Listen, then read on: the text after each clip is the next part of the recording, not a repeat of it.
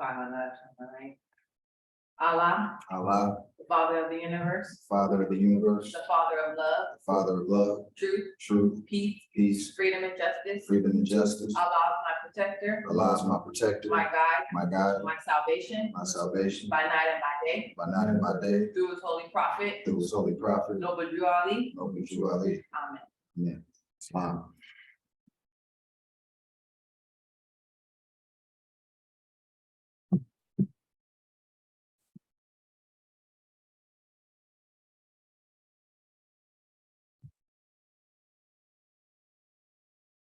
The Divine Constitution of Moorish America. The Grand Sheikh and the Chairman of Moorish America are empowered to make law and enforce laws with the assistance of the Prophet and the Grand Body of Moorish America. The Assistant Grand Sheikh is the Assistant Grand Sheikh in all affairs if he lives according to love, truth, peace, freedom, and justice, and it is known before the citizens of Moorish America. All meetings are to be opened. All meetings are to be opened and closed promptly according to the Circle 7 and love, truth, peace, freedom, and justice.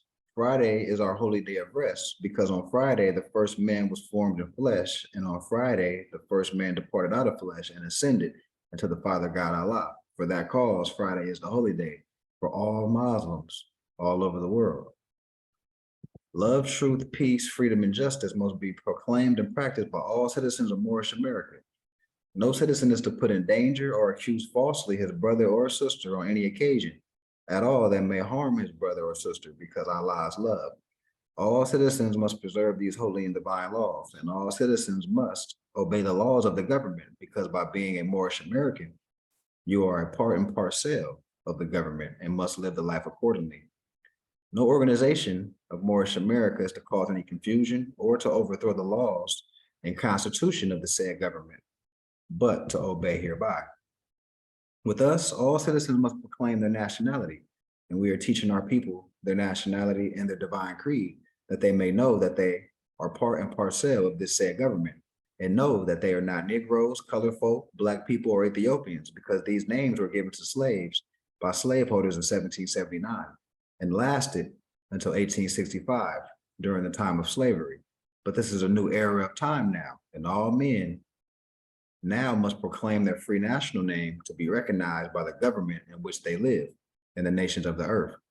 This is the reason why Allah, the great God of the universe, ordained Noble Drew Ali, the prophet, to redeem his people from their sinful ways. The Moorish Americans are the descendants of the ancient Moabites who inhabited the northwestern and southwestern shores of Africa. All citizens must promptly attend their meetings and become part and parcel of all uplifting acts of Moorish America. Moorish Americans must pay their dues and keep in line with all necessities of Moorish America, and then you are entitled to the name of faithful.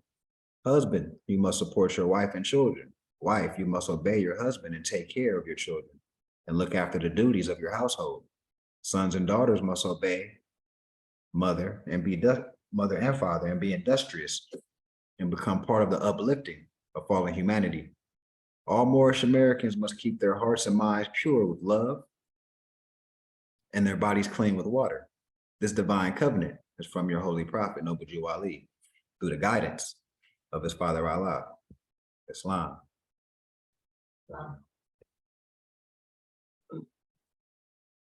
From the prophet to be proclaimed in every meeting. I am glad to know that I have a few faithful Moors among you, and I desire for them to know the truth and the divine truth.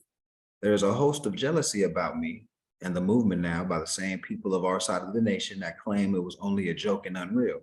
But now, since they have found out from the government officials and the nations of the earth that this is the only sole foundation that all Asiatics must depend on for their earthly salvation as an American citizen, they are working every scheme that they can to disqualify me so they themselves can take charge of the situation.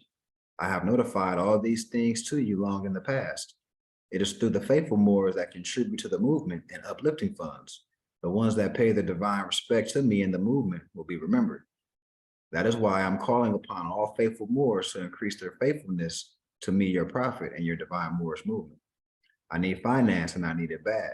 Never before have I needed finance as badly as I do at present, that I may shove aside the discord that is facing the nation.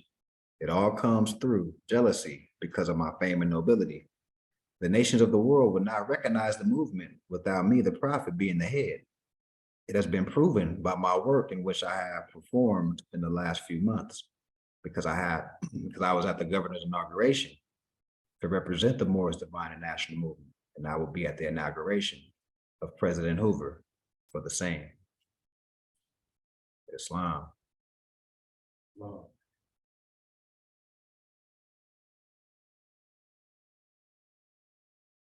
So we're on chapter 13 of the Circle 7 Holy Quran.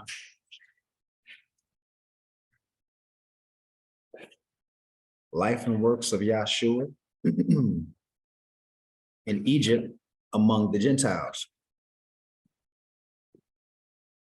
Yahshua with Elilu and Salome in Egypt tells the story of his journeys.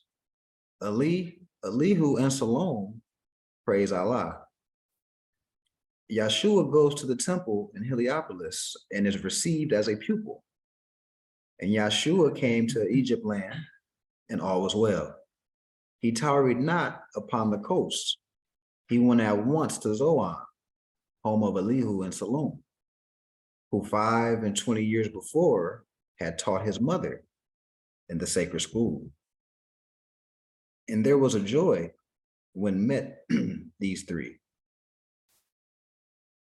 When last the son of Mary saw these sacred groves, he was a babe, and now a man grown strong by buffeting of every kind, a teacher who had stirred the multitudes of many lands. And Yahshua told the aged teachers all about his life, about his journeying in foreign lands, about the meetings with the masters, and about his kind receptions by the multitudes. Elilu and Salome heard his story with delight. They lifted up their eyes to heaven and said, Our Father God Allah, let now thy servant go in peace, for we have seen the glory of Allah, and we have talked with him, the messenger of love, and of the covenant of peace upon earth, goodwill to men. Through him shall all the nations of the earth be blessed. Through him, Emmanuel. And Yahshua stayed in Zoan many days, and then went forth into the city of the sun, and men called Heliopolis, and saw admission to the temple of the Sacred Brotherhood. The council of the Brotherhood convened, and Yahshua stood before the Hierophant. He answered all the questions that were asked with cleverness and with power. The Hierophant exclaimed, Rabboni of the rabbinate, why you come here? Right, so he's calling Yahshua a rabbi, or because Yahshua is a Jew. Your wisdom is the wisdom of the gods. Why seek for wisdom in the halls of men? And Yahshua said, in every way of earth life, I would walk. In every hall of learning, I would sit. The heights that any man has gained, these I would gain. What any man has suffered, I would meet, that I may know the griefs, the disappointments, and the sore temptations of my brother man, that I may know just how to succor those in need. I pray you brothers, let me go into your dismal crypts, and I would pass the hardest of your tests. The master said, take then the vow of the secret brotherhood. And Yahshua took the vow of the secret brotherhood. Again, the master spoke. Again, the master spoke and said, the greatest heights are gained by those who reach the greatest depths, and you shall reach the greatest depths. The guide then led the way, and in the fountain Yahshua bathed. And when he had been clothed in the proper garb, he stood again before the Hierophant.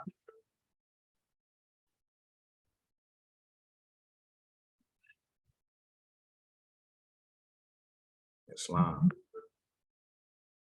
So This was a great chapter. You know, the greatest depths. You got to go through the greatest depths to reach the pinnacle. You got to be tested. See what you made of before you reach heights. All right. Any thoughts on this chapter?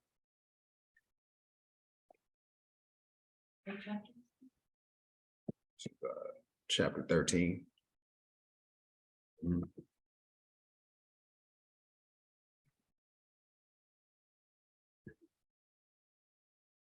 Let me try to send this invite out one more time.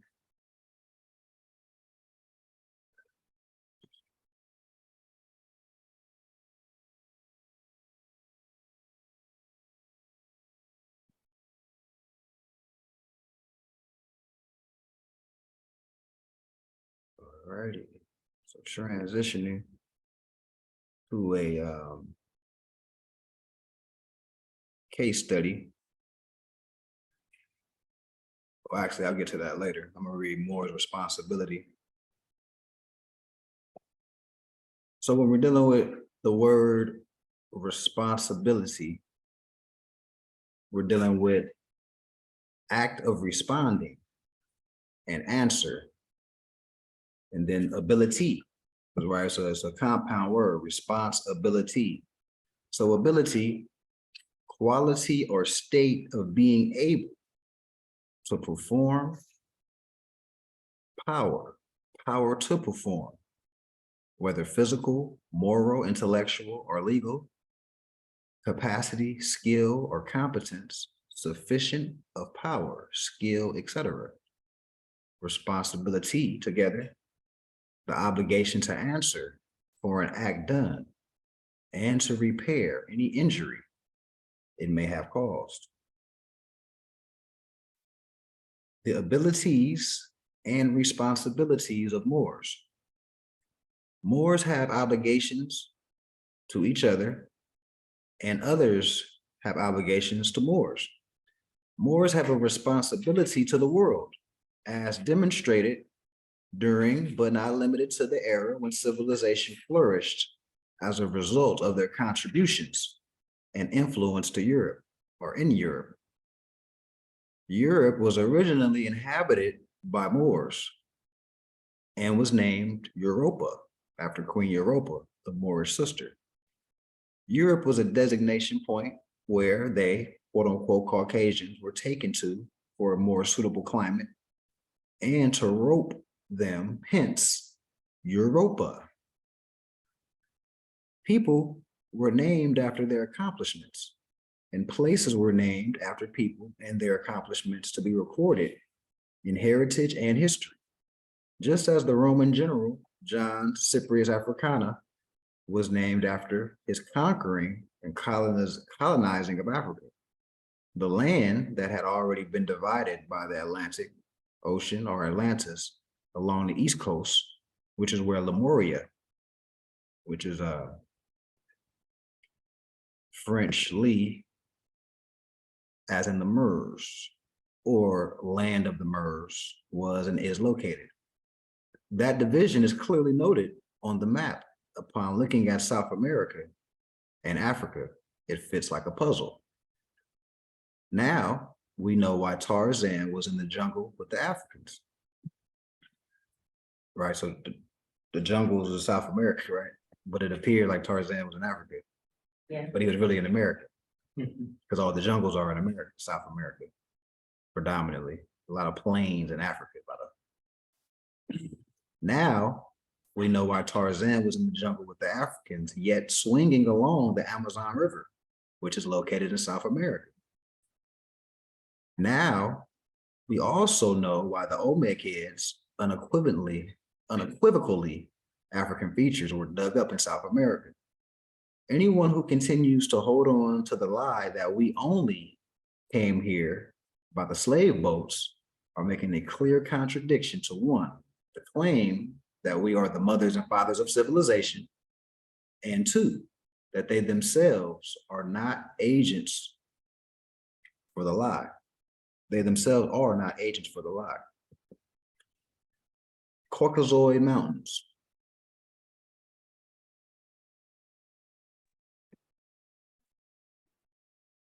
Caucasoid Mountains was named after the scientist Yakub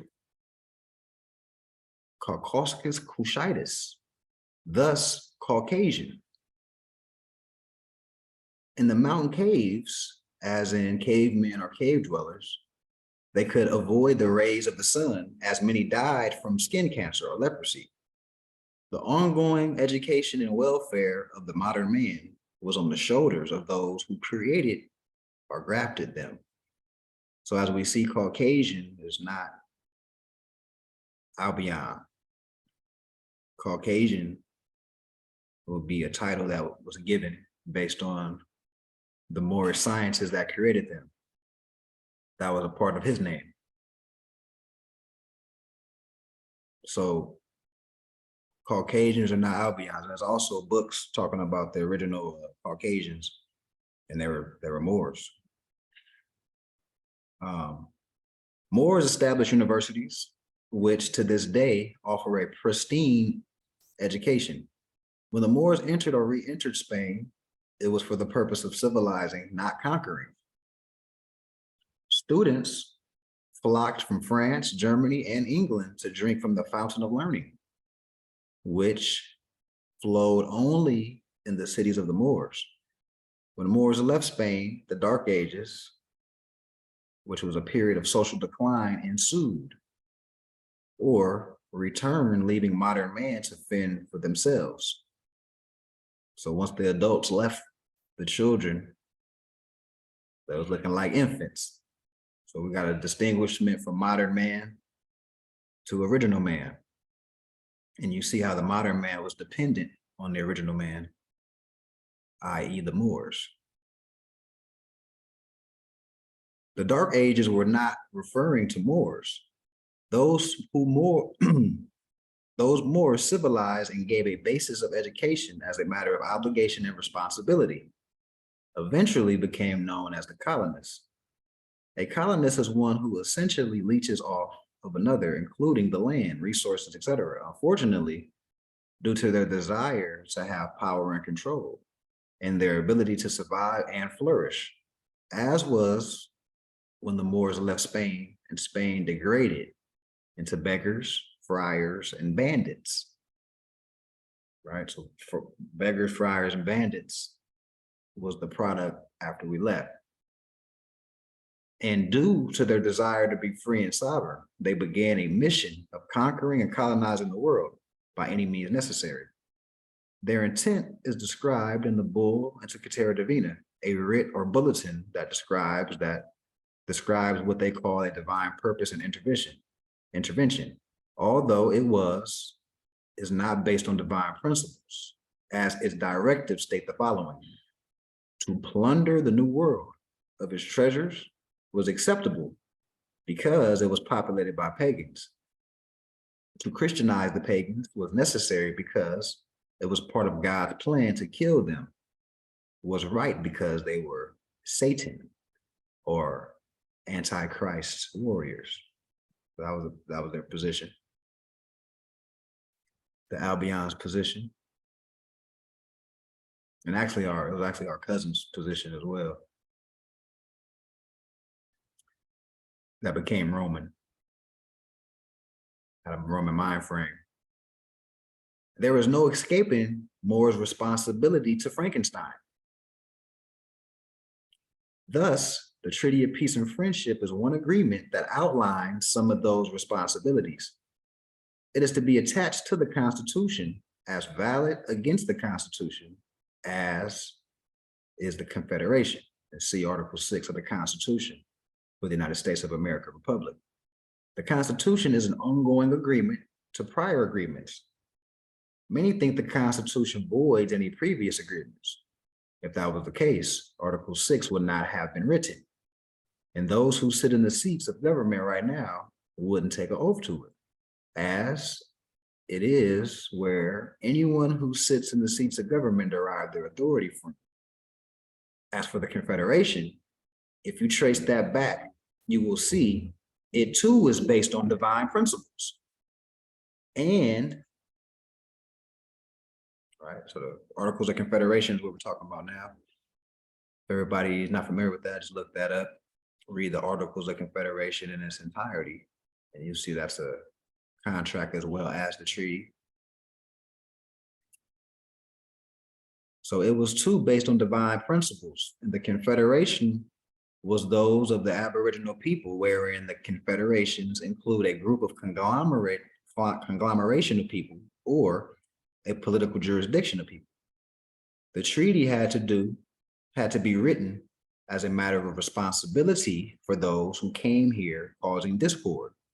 Some of us did not want to treat with them, and we were at odds with each other.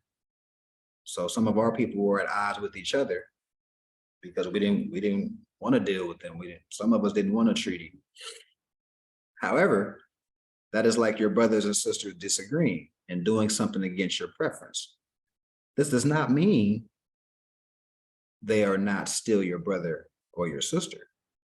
The Treaty of Peace and Friendship surely exists, although denied not only by the occupying European colonists for obvious usurping reasons, but is also denied by the descendants of those who authorized it, which is one of the greater points and purpose of this writing. Some unconscious Moors continue to claim to be descendants of Negroes, colors, Blacks, African Americans, Latinos, etc., from a position that they think is lawful, yet it is not. Some make these claims anyway out of ignorance. In truth, it places them outside of law, outside of the constitutional code of government, outside of the ancient principles they say reside within them, the outside of the human family. They are then the outlaws and don't seem to recognize those branded names are notwithstanding. And well, they don't seem to acknowledge that they are in dishonor of their foremothers and forefathers. So an outlaw, a person that don't know who they are. Because when you know who you are, you're in harmony with nature's law, divine law. So you're an outlaw if you're not connected to your ancient mothers and fathers and know how your ancestors conducted themselves, what they were about, etc. You are considered an outlaw. It is it is way past time to stop claiming those brands. There is no such thing as ancient Black people. Black is, however, a description and not an identity.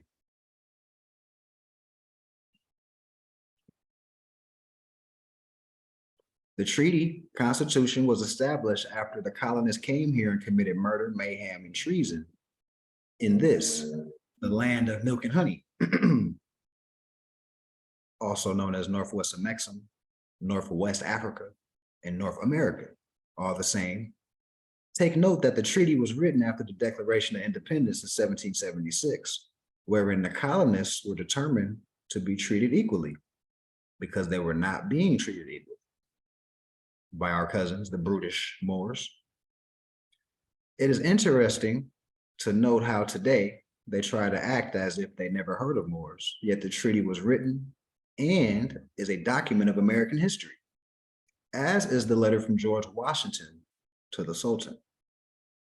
The treaty was written to bring about peace and to provide protection to him on the high sea and on the land. Thus, the banner they were to hail for acknowledgement of them was the Star-Spangled Banner, just as most of us were taught via the song in school. It is the banner of peace and amity, or commerce, which allowed them, colonists, to do trade and commerce. They now call it the American flag, but it is what its origins state, the Star-Spangled Banner, not Star-Spangled Flag.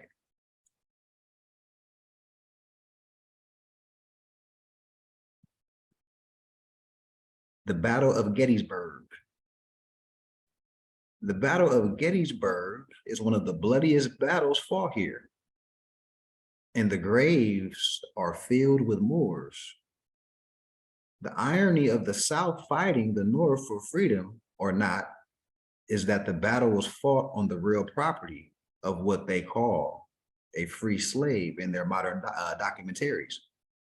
However, he was a Moor who was never a slave in the first place. And y'all can reference the Sundry Free Moors Act as well. The tables seem to be turned at this time, yet the pendulum always swings back the other way, and cause and effect is always in effect. Islam, Brother Salim, Brother Benjamin Bey, Brother Cairo. Islam, brothers.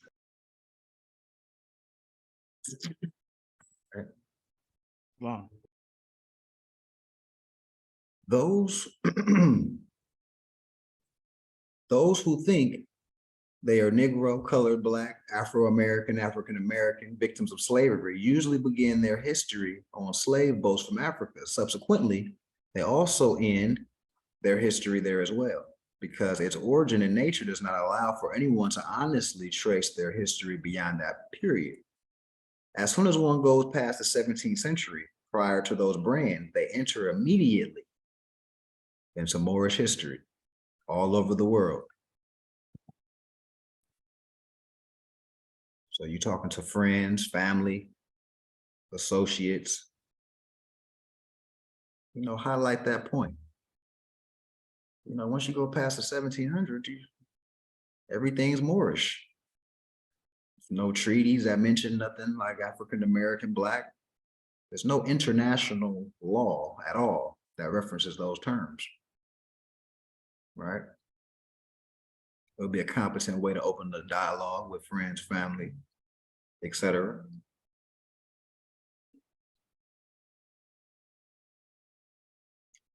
The principles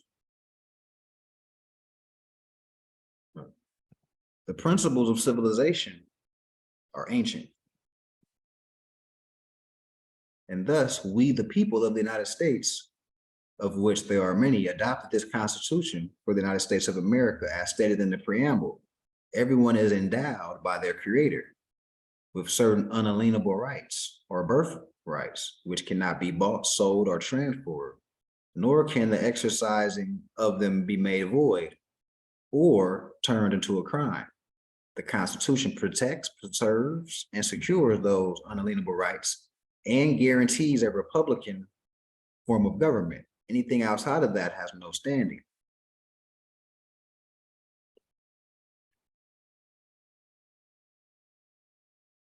It is a travesty when the civilization principles which established the rules of engagement or government are not honored by those who say they are mothers and fathers of civilization, as they are the very ones, the descendants, who established and authorized by way of writing them, which is a writ or a command on paper, and securing these principles as the supreme law of the land. Failure to acknowledge and honor your own unalienable rights allows for others to violate them and has caused great degradation to man and mankind. This continued dishonor can only be rectified by the originators and the Aboriginal and Indigenous people of the planet, who have the responsibility or ability to respond and obligation. Most of us are familiar with the definition of free white person.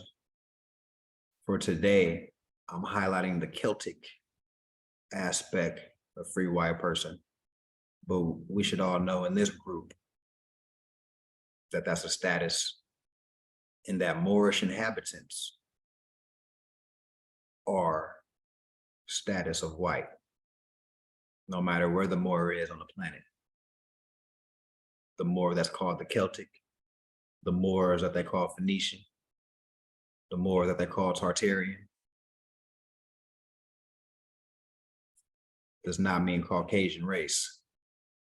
And we just looked up Caucasian. So really Caucasian is not even a race, because we just established that the word Caucasian came from a part of the name of Yaqub. All right.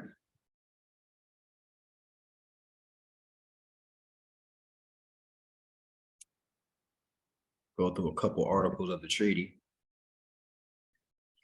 Article 21 of the Treaty of Peace and Friendship.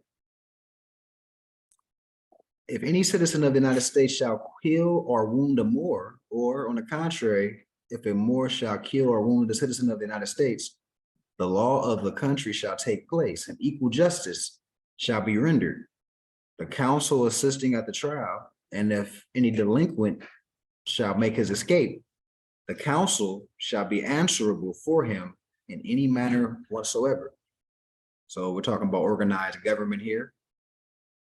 We're dealing with body politics of Moors.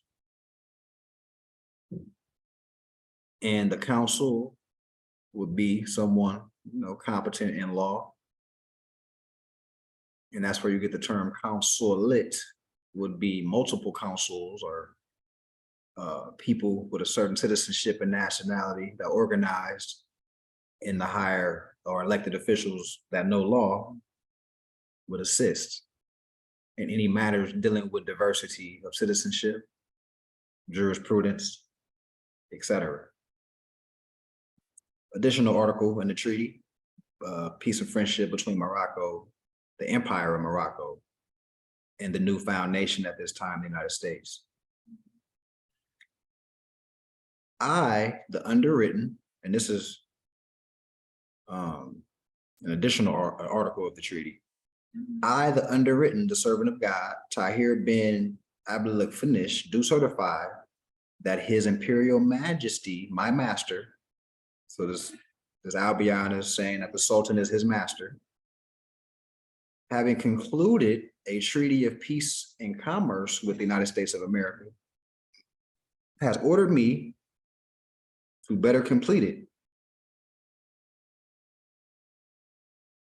And in addition to the 10th article of the treaty, to declare that if any vessel belonging to the United States shall be in any of the ports of His Majesty's dominion or within a gunshot of his forts, she shall be protected as much as possible, and no vessel whatsoever belonging either to Moorish or Christian powers with whom the United States may be at war shall be permitted to follow or engage her, as we now deem the citizens of America our good friends.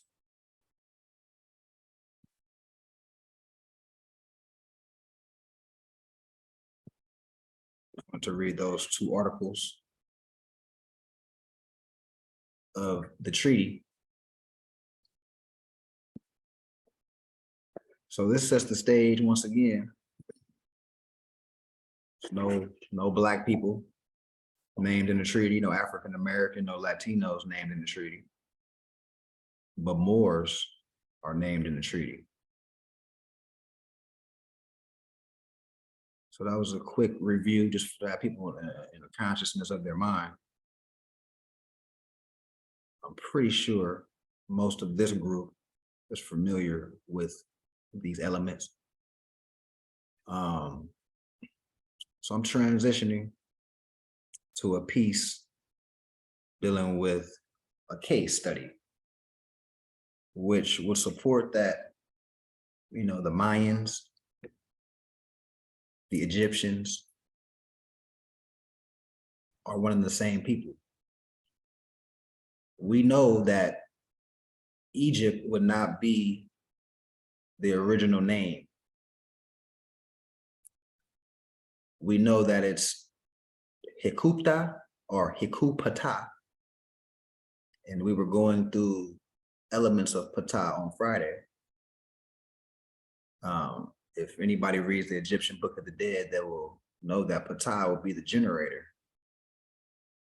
And that generator causes life to come out the waters, that the catalyst. Hikupata would be the ancient name for Egypt, and more ancient than Hikupta or Hikupata will be Ta-Mare.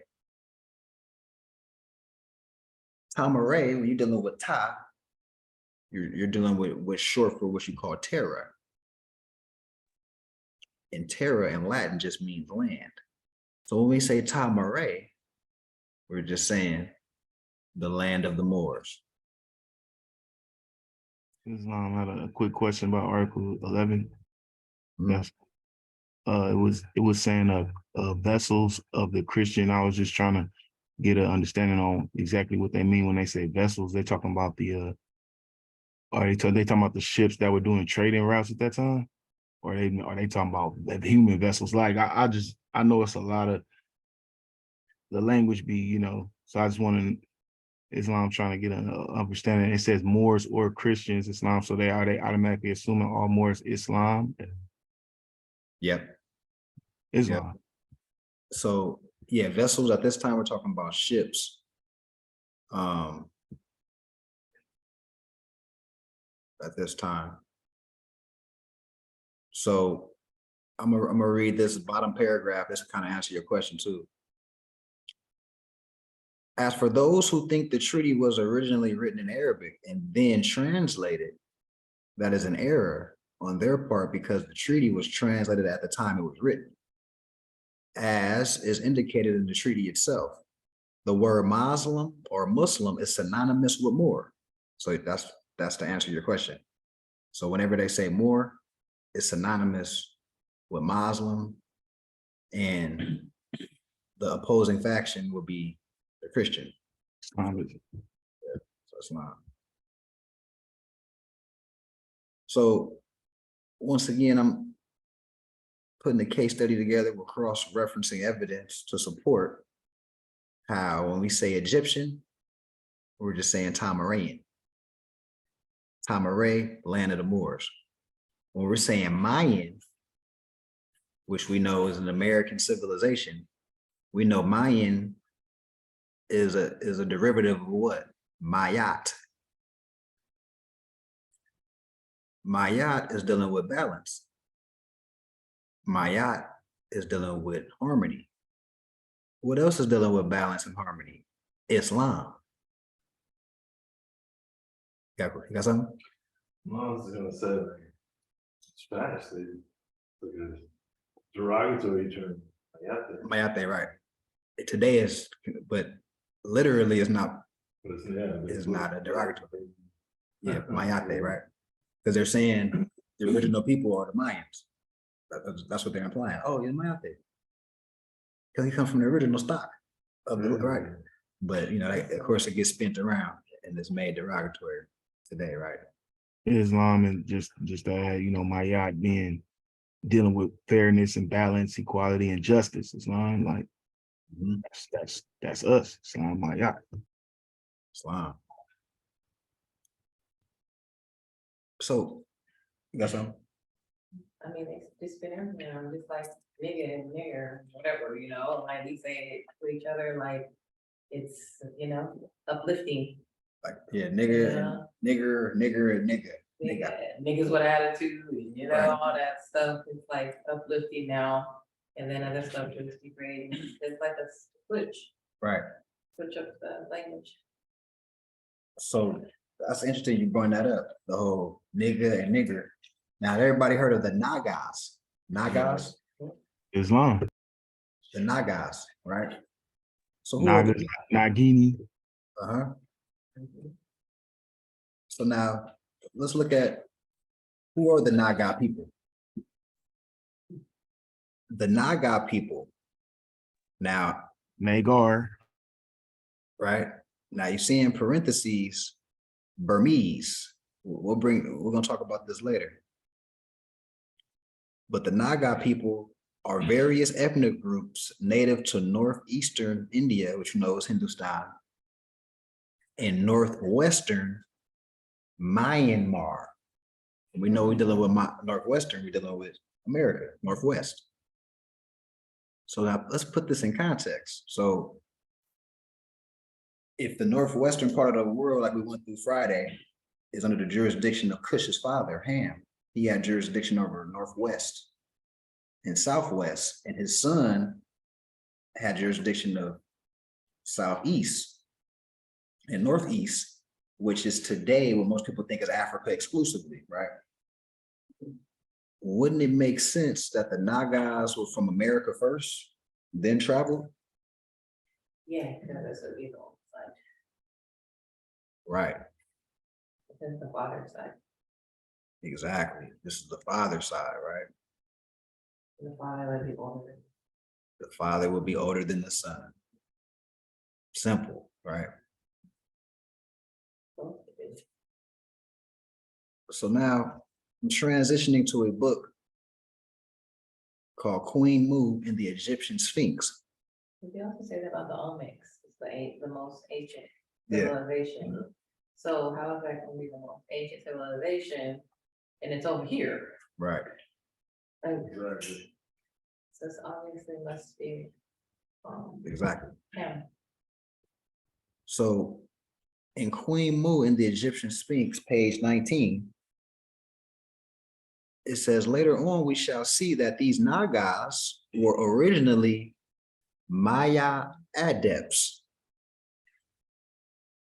So if the Nagas were originally Maya adepts, then where are the Mayas? In America, who in remote ages migrated from Mayak to Burma. Now remember that word Burma, right? So let's go to Burma. Now remember when we looked up Naga, to go back, in parentheses it said Burmese. Right, so now let's go Burma. When you look up Burma, it goes to Myanmar. Myanmar, officially the Republic of the Union of Myanmar, also known as Burma, is a country in Southeast Asia. So that showed you that the Mayans Yeah. traveled, the headquarters, of course, Yucatan, etc. And then we traveled and expanded the culture. We already know these are Moors. These are all Moors. But a foreigner would give our people the title based on what we, either our language or what we practice as a realignment or practice as a religion. So the foreigner would call our people Arabs because we spoke Arabic. The foreigner would call our people Latino because we spoke Latin. The foreigner would call our people Mayans because we practice Maya. But don't get it twisted, like these aren't all Moors. Right? AKA dark skinned people. AKA dark-skinned people. All right. So let's go back to Queen Mu and the Egyptian Sphinx. So let's get into the culture of how we looked at religion. Let's see how we looked at religion. Boondocks, Islam, somebody. Exactly, Empress Shuja. A knowledge of antique geometric symbology makes it easy to understand those cosmic diagrams. And I'm just going to show a visual of a cosmic diagram that we're discussing. Here's the visual. So this would be considered a Mayan artifact. In this book, Queen Mu and the Egyptian Sphinx, this is a Mayan artifact. We already can see, just based on what we do know, the as above, so below principle, etc. So a knowledge of antique geometric symbology make it easy to understand these cosmic diagrams. In the center of the figure, we see a circle inscribed within the hexagon, formed by the sides of two interlaced equilateral triangles. The Egyptians held the equilateral triangle as the symbol of nature, beautiful and fruitful. In their hieroglyphs, it meant worship. For the Christians, the equilateral triangle contained the open eye of Siva, is the symbol of deity. The Hindus and the Chaldees regarded it as emblem of the spirit of the universe. Exoterically, not esoteric, exoterically, this center circle represents the sun, the light and life giver of the physical world. So once again, we're talking about this symbol, talking about the sun. We'll get into the outer circle in a minute.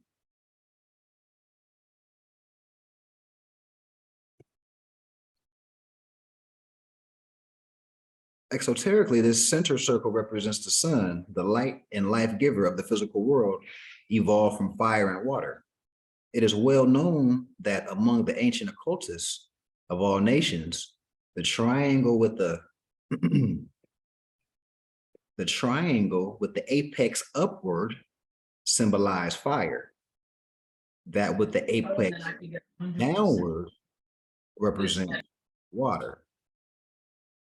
So once again, this Mayan artifact that we're looking at, we know as above, so below, but now we know fire or water, dealing with duality, hermetic principles. The outer circle circumscribes the triangle is the horizon, that apparent boundary of the material world, within which, in his daily travels, the sun seems to be tied up. Hence the name Inti-Huatana, or the sun's halter, given by the ancient Peruvians. So we're dealing with some Moors in America, South American Moors. This was a name given by our people in Peru for this symbol as being the sun halter. For the sun remains in the sphere, or some will call it the firmament, right?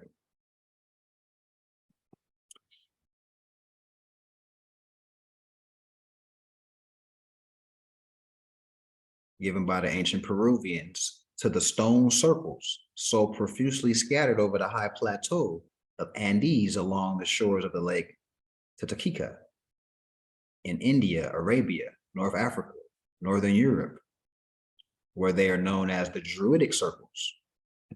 So I don't know if everybody's familiar with the sunstone circles that are like this author is laying the foundation in Queen Mu and the Egyptian Sphinx that represent the same purpose. Now, Druidic circles. So these are circles or rocks that represents the traversing of the sun. Now, who are the Druids? Because Druidical, the root word is Druid. So let's look at who the Druids are. Druid. A Druid was a member of the high-ranking class in Celtic cultures. That's why I highlighted it, free white person, Celtic, dealing with the Druids.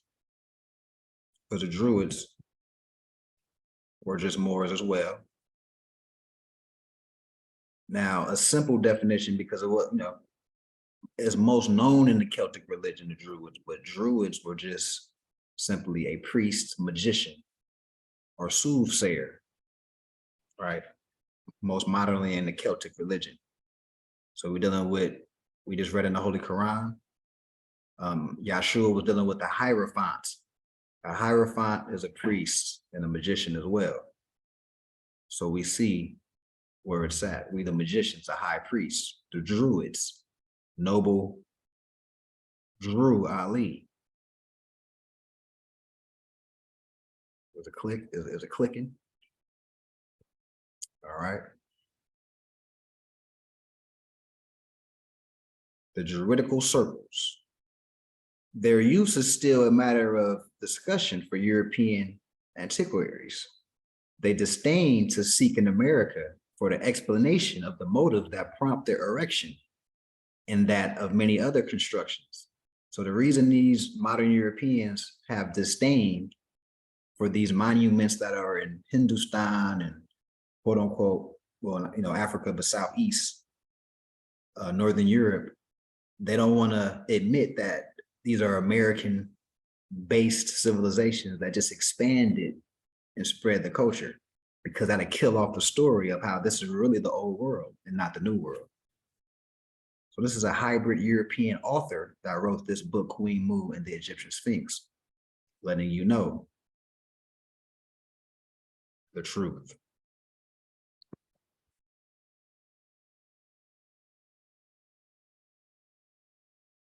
As well as the origin of customs and traditions that continue to be among them themes for useless controversies. The 12 scallops, now the 12 scallops, these are the 12 scallops around the circle right here. Still dealing with this Mayan artifact. The 12 scallops which surround the outer circle are the 12 houses or resting places of the sun. That is the 12 months of the solar year or 12 signs of the zodiac. So we're dealing with Moorish science because, of course, we know the Mayans are Moors. But once again, we want to have data to eloquently show our people that are just waking up to this information from different sources of how this Moorish science is where it needs to be at. We also want to talk to our people that, you know, think they're Latino, Hispanic, Puerto Rican, Indian, Native American, and show them what American culture, we're talking about American culture right now. Show them what it really is by cross-referencing in different books. As to the 4 double rays, those nearest to the houses of the sun typify the primordial 4, direct emanations from central sun, the 4 heavenly giants who helped in fashioning the material world. The lower ones symbolize the 4 primordial substances. So we're talking about this set of 4 and this set of 4. So we're dealing with the lower 4, which paved the way for these. So let's keep reading here. The lower ones symbolize the 4 primordial substances known to modern scientists as nitrogen, oxygen, hydrogen, and carbon, whose various combinations form the 4 primitive elements: fire, water, air, and earth.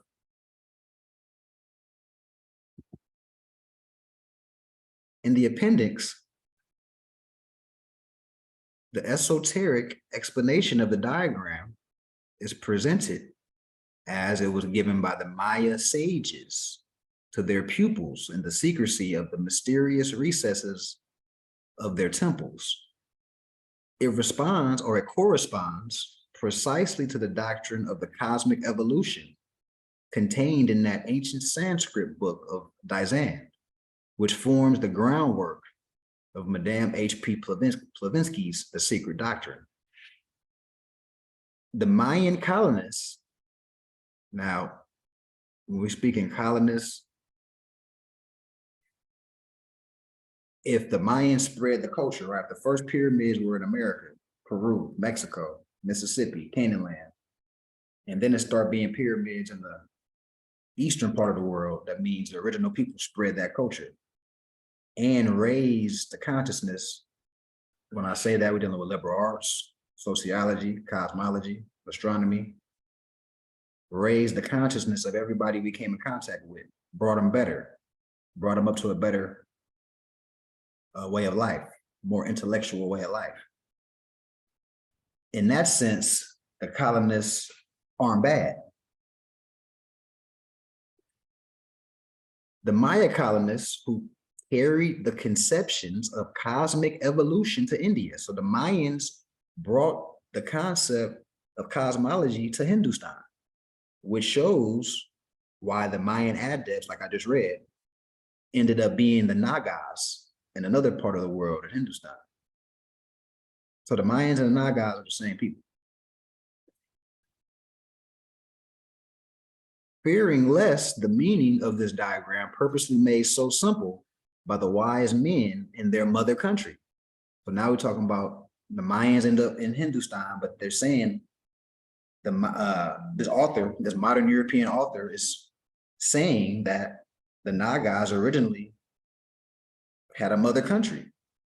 And we know the Mayans came from America. So the mother country is America. So all roads lead to Amarak, or the Maghreb al-Aqsa, for original everything. Mother country should not be sufficiently intelligible. All right. And we'll have some little side notes on the bottom. Light is cold flame, and flame is fire, and fire produces heat, which yields water, the water of life, and the great mother. All right. So a couple cross-referencing pieces that I wanted to just share. To further bring home the point, we're going to dive into a book called They Were Here Before Columbus for more cross-referencing. The Egyptians added 5 days to every year, that the circle of the year might revolve regularly, that the principal gods of the Egyptians were 12 in number. We already know who the Egyptians are. And that each month was under the tutelage of the protection of one of these gods. The Mexicans, so now this is a whole separate book. Who was in Queen Moon, Egyptian Sphinx, laying the foundations, how the Nagas and the Mayans are the same people. Now, we were here before Columbus. The Egyptians added 5 days to every year. We'll get into the reason why in a minute. And the Egyptians had 12 principal gods that corresponded to each month of the year. The Mexicans also added to every year 5 days, which they called Nimatimi, or useless. Why are they calling these 5 days useless? We're going to get into that. This is just rhetorical. But 365 versus the 360, which is dealing with the actual circumference or wholeness, right? We'll get into that right now. The circle, right? So the Mexicans also added 5 days, which they called Nimanti, or useless, useless 5 days, because during these days, they did nothing. Pluratra says that on such days, the Egyptians celebrated the festival of the birth of the gods during these 5 days. The Abharvanas goes on to show that the Mexican month was in ancient times like the Egyptian. So if the ancient Egyptians is really Tamarayans, or Tamaray means the land of the Moors, the Mexicans would be the Moors, and it makes sense why the Mexicans and the Egyptians are the same, why they got the same culture, right? Because before the Moors know this information, we think Egypt is somewhere over there. So how's the connection? It is in our ignorant state. So once again, this is for tools for our people, right? Tools to share with our people in a scholarly way to unfold our position. We're going to stick to the literature, and this is Ivan Van Sertima with this particular author, right? So Abby Jimenez goes on to show that the Mexican month in ancient times, like the Egyptian, but for some reason, the time reckoning was later altered. The Mexican received the lunar month from their ancestors, but for certain purposes instituted another. Under the first and older system, dating like the Egyptian from February 26, 747 BC, and keep that date in mind, that's the same time the Olmecs were here. The Mexicans arrived at the same total for the year as did the ancient Egyptians. And always distinguish Egyptian from ancient Egyptian, because Egyptians today is a governmental political system that got created in the 1940s or 50s for the modern Arab or whatnot, modern hybrid Arab. Quick question. As far as Tamore in Egypt, is Kemet brought up at all in there? Like, was that also misnomer, or was that a part of Tamore? Kemet, or is anybody seen any research on it? Yeah, Tamaray will be more ancient than Kemet, but if I'm not mistaken, Kemet would be like dark person or whatnot. But yeah, Tamaray would be the most ancient. Then it got into Kemet and Egypt and well, That makes sense too. Tamaray, Hikupta, Kemet, Egypt, etc. All right. So the Mexicans arrive at the same total for the year as did the ancient Egyptians, 360 days. A number, as Ab Hervas pointed out, which from time immemorial has ruled in geometry and astronomy, and is of the utmost particularly on account of its relation to the circle, right? Dealing with the circle 7, right? We're dealing with wholeness, 360 degrees, which is divided into 360 parts or degrees.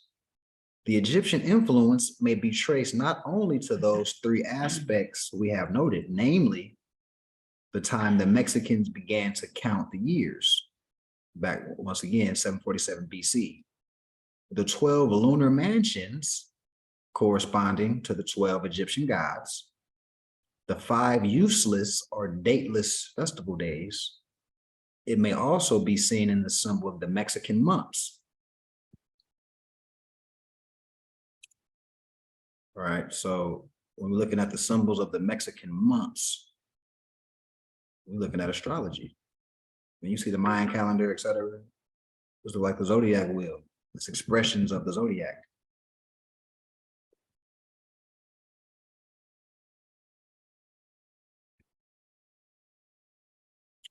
Respecting the symbols of the Mexican months and year, Abby Hervanez observed, they discover ideas. Let me repeat that because I see my internet was messing up. Respecting the symbols of the Mexican months and year, Abby Hervanez observed, quote, they discover ideas entirely comfortable with those of ancient Egyptian. So the symbols of the Mexican month and those of ancient Egyptians, synonymous with the concepts. The latter distinguished as appears from their monuments, each month are part of the zodiac, where the sun stood, with characteristical figures of that which happened in every season of the year. Therefore, we see the signs of Aries, Taurus, and the young goats, which are now in Gemini, used to mark the months of the births of those animals. The signs of Cancer, Leo, and Virgo with the ear of corn, for those months in which the sun goes backwards like a crab, in which there is a greater heat, and in which the harvests are reaped. So whenever we see in corn, that's just dealing with reaping. Harvest. The sign of the scorpion, which in the Egyptian sphere occupied the space, or at present is occupied in the sign of Libra, and that of Sagittarius in the months of the virulent are contagious distemptors. And lastly, the sign of Capricorn, Aquarius, and Pisces. In those months in which the sun begins to ascend towards others, in which it rains much, and in which there is abundant fishing. Right, so that's why you got the fish being the glyph for Pisces, or these ideas are similar to those which the Mexicans associated with their climb. Other symbols, extremely arbitrary symbols, have been found in use by both the ancient Egyptians and the Mexicans. The sun devoured or encircled by a serpent is one of these. In the Mexican symbol, we see the sun, as it were, eclipsed by the moon and surrounded by a serpent, which makes 4 twists and embraces the 4 periods of 13 years. This very idea of the serpent with the sun has from time immemorial signified periodical or annual course of the sun. So the course of the sun is not, it's going in the snake form versus just simply going around in a complete circle. We know that in astronomy, the points where the eclipses happen have, from time immemorial, been called the head and tail of the dragon.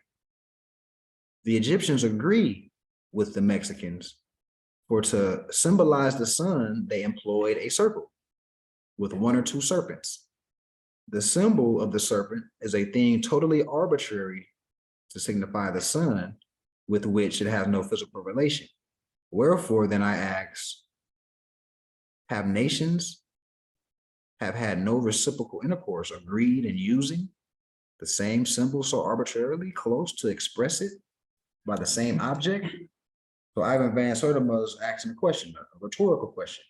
Like, if these people aren't the same, how is they got the same philosophy with their ancient culture? He's being sarcastic.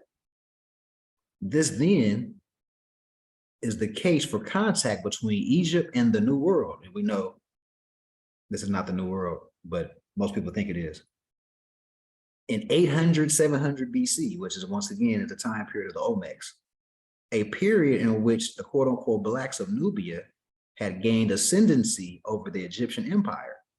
We already know that's the Moroccan empire that he's,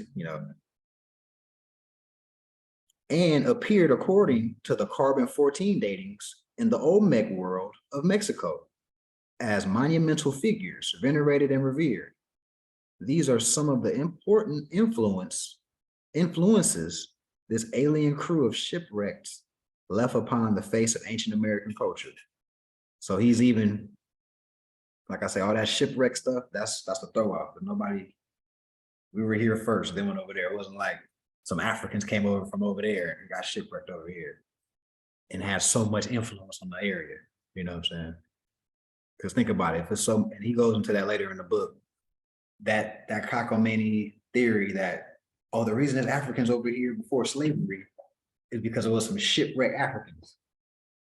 But then if y'all read this book in its totality, he's gonna lay the foundation that that's not that many people. If those people are already here, this small amount of people that got shipwrecked on a ship is not gonna be able to influence the culture that much and just switch everything up. It's impossible. It'll be the other way around, actually. All right. Many other claims have been made, but we have confirmed ourselves to those that can pass a rigorous test and eliminated those such as the Egyptians, sandal coil rope, the Egyptian throwing stick, the simple fish hook and blowgun. Also, all so-called similarities in the art style, as such as symbols, etc. All right, so I wanted to share that other cross-referencing piece to support in 2 books now. Mexicans, Egyptians, Mayans are all Moors, and their religion is heavy cosmology, astronomy.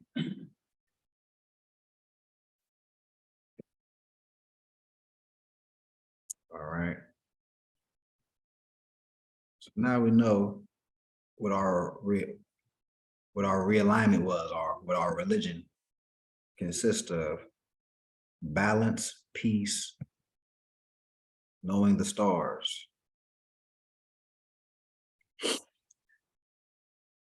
So I found it fitting, since yesterday was the first day of Gemini, I believe. Yep. That we get into a cosmological book that ties in astrology with the cell salts. And cell salts are things that everybody needs to have. Find out what the deficiencies are. So the chemistry of Gemini in the book Relations of the Mineral Salts of the Body. One of the chief characteristics of the Gemini native is expression. The cell salt calimercium, or commercially called potassium chloride, is the mineral worker that Gemini produces naturally, by the way. It's the mineral worker of the blood that forms fibrin.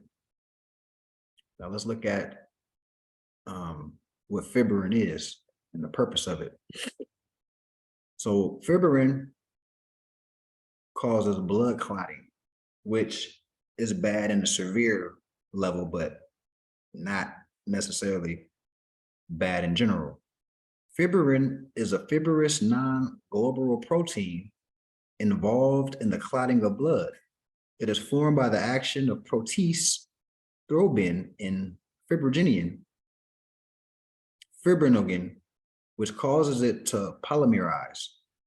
The polymerized fibrin together with platelets form a hemolytic plug or clot over a wound. So the reason why fibrin is important, because if you have an open wound, the fibrin in your body will heal the wound or stop it from you just leaking out blood. So that's why a blood clot in that sense is important, because you don't want it to be leaking blood. If you get a wound to that extent, you want it to kind of stop. So blood clotting in that sense would be necessary. Fibrin also supports keratinocyte and fibroblast growth to enhance motility of the cells and wound healing. All right, so it's also an aspect in healing the wound. All right, so Gemini produces this cell salt naturally. Potassium chloride. All right. This salt must not be confused with the chlorate or potash or a poison or a chemical formulate. The formulate of the chloride of potassium, also known as Calimur, is K.Cl. That's a scientific abbreviation. Calimur molecules are the principal agents used in the chemistry of life to build fibrin into the human organism.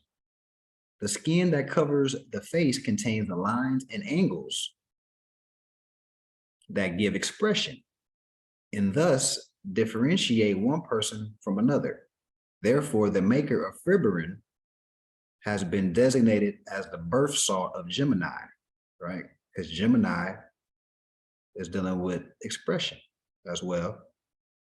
And the fibrin on your face or the different lines on your face, etc., you can gives an expression.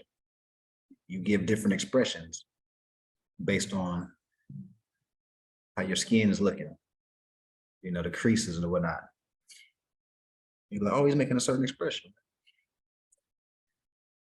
In venous blood, fibrin amounts to 3 in 1,000 parts. When the molecules of Calimur fall below the standard, the blood fibrin thickens, causing what is known as pleurisy, pneumonia, catarrh, and diphtheria. When the circulation fails to throw out the thickened fibrin via the glands or mucous membrane, it may stop the action of the heart. Embolus is a Latin word meaning little lump or balls. Therefore, to die of embolus or heart failure generally means that the heart's action was stopped by little lumps of fibrin clogging the auricles and ventricles of the heart. And that's on an extreme level, right? When the blood contains the proper amount of Calimur, fibrin is functional and symptoms referred to above do not manifest. Gemini means twins. Gemini is the sign which governs the United States.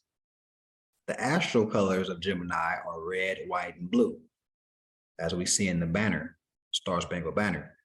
Now, we know, I don't know if everybody knows, but most of the Moors should know that the color scheme of the banner, red, white, and blue, is based on Sirius, or the flickering of Sirius, red, white, and blue in the sky. While those who made our first flag, remember this is not a Moorish author, so we know it's not our first flag, the banner, and chose the colors personally knew nothing of astrology, but they really did. Yet the cosmic law worked in its will to give America the red, white, and blue. And they're really, we know it's the United States, the red, white, and blue. Mercury is the governing planet of Gemini. The gems are beryl, aquamarine, and dark blue stones.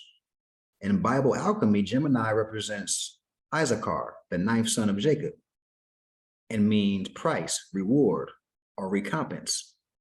In the symbolism allegories of the New Testament, Gemini corresponds to the disciple Judas, which means service and necessity. The perverted ideas of an ignorant dark age priesthood made service and necessity infamous by a literal rendering of the alchemical symbol. But during the present Aquarian age, the Judas symbol will be understood, and the disciple of service will no longer have to submit to the third degree methods. Islam. Islam. You got something? No, I'm just saying, you know, Islam to that, brother. Islam. Islam. So as we saw the in the Queen Moon Egyptian Sphinx, it gave a Mayan diagram. And we seen the outer portion of the diagram with the 12 mansions.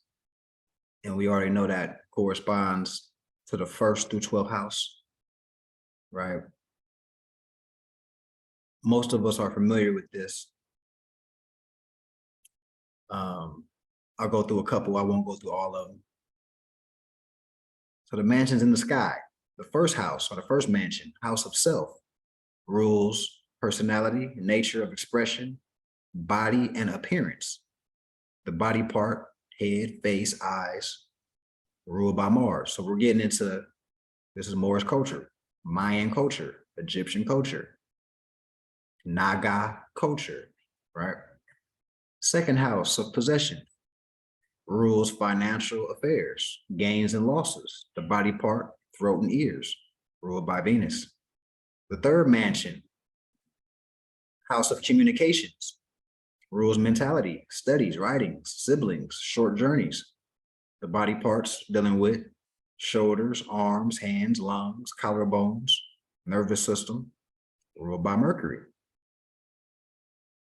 Fourth mansion, house of the home, rules parent who is nurturer, domestic life, conditions, and latter part of life, property, body parts, dealing with the breast, stomach, digestive organs, ruled by the moon.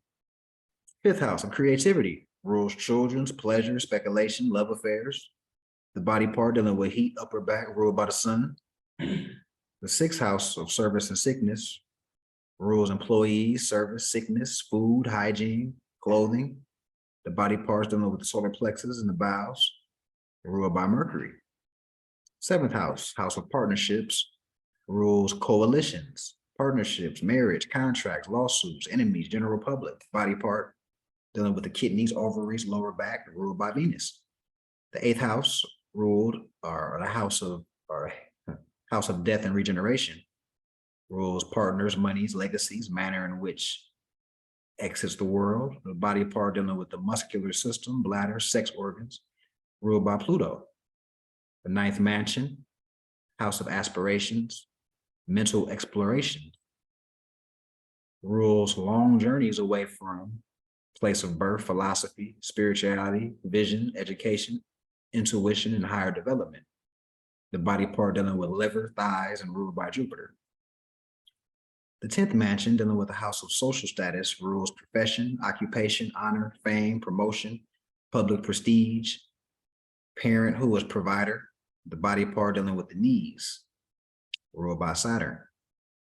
The 11th house dealing with house of friends, hopes, and wishes, rules group associations, social institutions, financial condition of employer, body part, ankles, ruled by Uranus.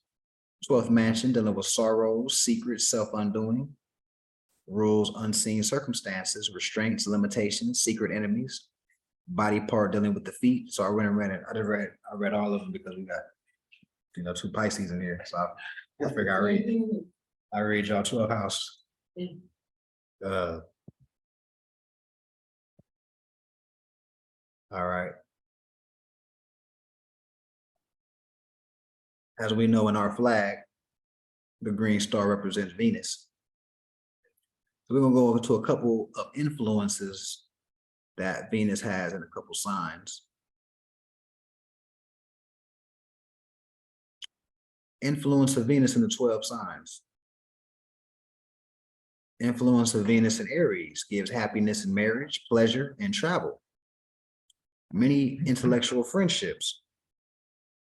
They possess an idealistic love of nature, gained through scientific and secret affairs of various natures, and some peculiar experiences in defense of ethics or reputation.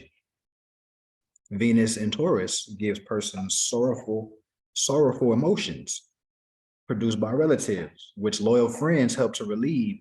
Honorable courtships gained from professional or other personal efforts liable to illness while traveling.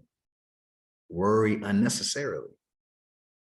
Venus in Cancer gives many loyal friends, numerous love affairs, travel for pleasure, trips on short notice, gained through unusual channels, usually have associates or marriage to one of the legal profession, likely more than one marriage. I was wanting to read a couple to show you the aspects of Venus and the sign. So I'm gonna close out with a woman called Rebecca. And whenever we're dealing with Rebecca, just know the story of Pocahontas is symbolic for what I'm about to read.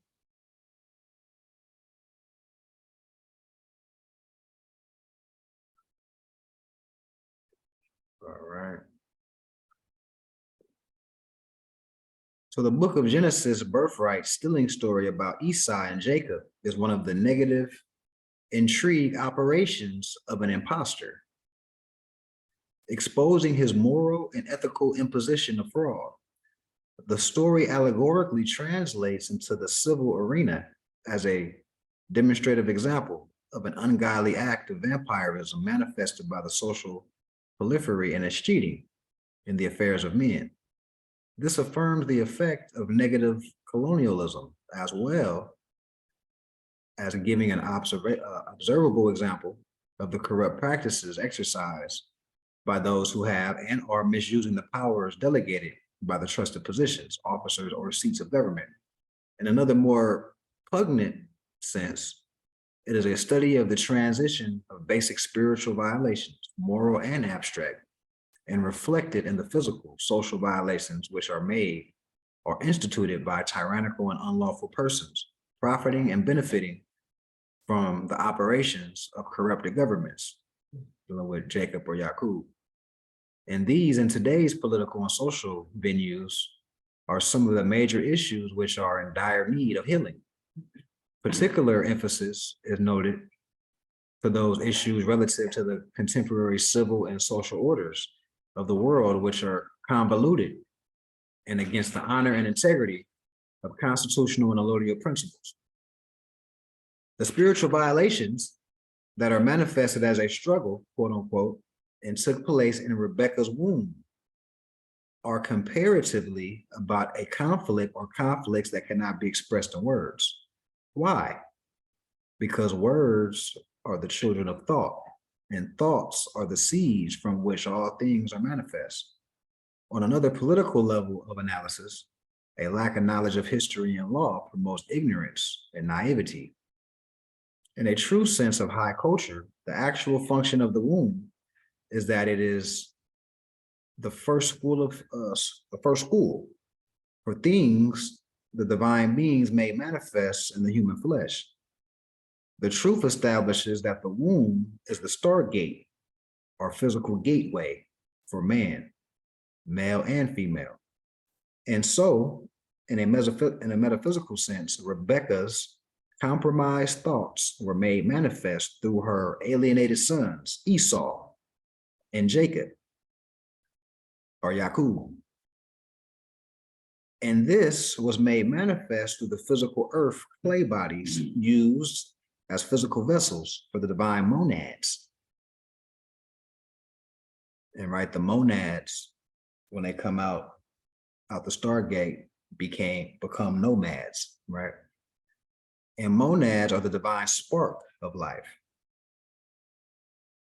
And this observable compromise was made manifest by the consequence of the Aboriginal Asiatics and their acts of genetic mixing. We know who was responsible for the genetic mixing. Yakub. The mix was displayed through the amalgamated cells of animals, creating the occidentals. And this was made manifest as Moabites, or by the Moabites, who are the Orientals, and the Albion Occidentals. And this was made manifest as Moors and the Europeans. And this was made manifest as the contemporary and false social codes reflected as Black and white peoples. The two separate nations, and this was manifested as the loss of the Moorish nation's birthright. And this was manifested as the loss of the great estate. And this was made manifest as the colonization of the North Gate. And this is symbolized by the story of the royal princess Pocahontas, the heiress to the vast and magnanimous empire. And Pocahontas was the woman that the Englishmen called Rebecca, after Rebecca of the Bible in the book of Genesis. And here are a couple of bullet points that came from Rebecca's womb. 1, 2 manner of people living in the same nation. 2, the two people having the two different natures or two different characters. 3, the two people are two different nations having two distinct national seals or dual seals. 4, these two seals are separate, though coming from and out of the same dual one great seal. The firstborn is the great seal, which is the pyramid displayed with the all-seeing eye at the pinnacle. And this is the national seal of the Moors. The secondborn is the eagle, or the aquila, wings spread with the hex alpha crowning its head. Hex alpha is the emblem of the Moorish nation, and this is the Europeans. Hex alpha is displayed as a crown on the eagle's head, and this symbolizes and represents the impersonation of by the Europeans and their possession of the stolen birthrights of the Moors. 7, the Moors, being the direct descendants and the heirs of the ancient Moabites, are the firstborn progenitors, and the Aboriginal Asiatics. They are of the same bloodline as Ruth, the Moabites, but they have fallen to the Black civil death plague of mental ignorance, servitude, and slavery. They must reclaim their rightful names, their rightful nationality, and their birthrights in order for there to be peace on earth and goodwill to men. So as we can see, the symbolic story dealing with Esau, when we're dealing with Pocahontas, we're dealing with Rebecca, symbolically dealing with her sons that dealt with the genetic mixing, which caused two sides of the nation, or two sides of different original character and modern character. So I'm gonna close out on that. Any thoughts, comments on what was discussed today? Any questions, etc.?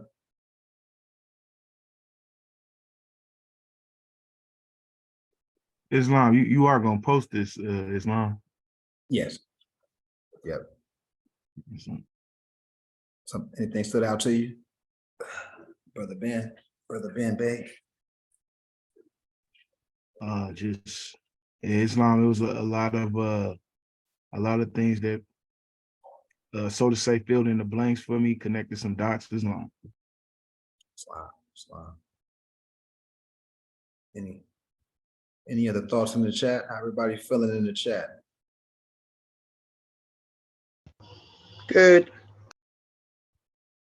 Islam. Thoughts, comments in here? Nothing. Good. Everybody good? All right. So I guess we could close out in prayer. And, that'll conclude.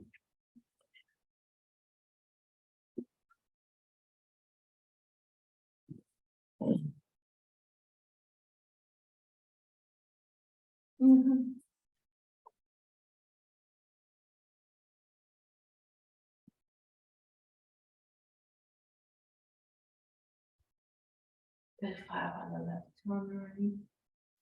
Allah, Allah, the Father of the universe, Father of the universe, the Father of love, Father of love, truth, truth, peace, peace, freedom and justice. freedom and justice. Allah is my protector, Allah is my protector, my guide, my God, and my salvation, my salvation, by night and by day. by night and by day. Through his holy prophet, Through his holy prophet, Noble Drew Ali. Noble Jew Ali. Amen. Islam. Yeah, Brother Salim, I had read the Quran earlier before we got on. Chapter 12, so we get to resume on chapter 13 next time. That's true. We read chapter 14. We read chapter 13 today. Islam. Islam, everybody. Peace and love. Islam. Islam, everybody. I'll see everybody on Wednesday. Y'all have a beautiful rest of y'all day. Islam. Islam. Same to you.